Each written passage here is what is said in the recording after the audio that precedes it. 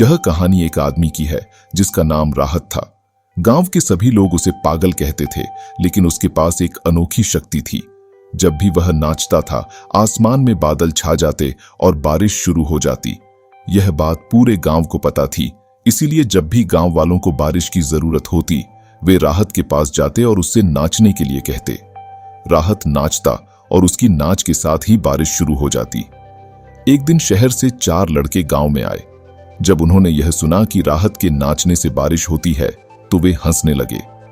उन्हें यह बात बिल्कुल मजाक लग रही थी कि एक पागल आदमी के नाचने से बारिश हो सकती है।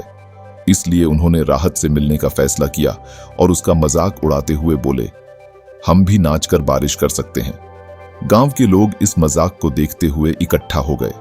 उन लड़कों ने नाचने की कोशिश की, लेकिन आधे घंटे बाद उनमें से एक लड़का थक कर बैठ गया।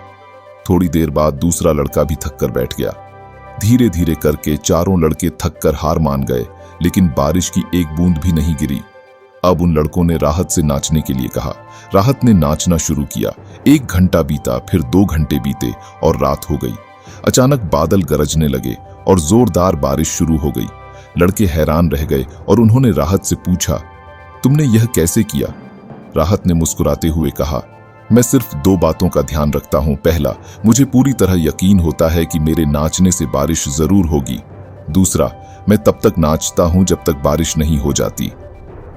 राहत ने उन 4 लड़कों को एक जीवन का महत्वपूर्ण सबक सिखा दिया, जिसे वे शायद कभी न समझ पाते। इस कहानी से हमें यह शिक्षा मिलती है कि अगर जीवन में सफलता पानी है, तो हमें अपने काम पर तब तक लगे रहना चाहिए जब तक हम सफल नहीं हो जाते।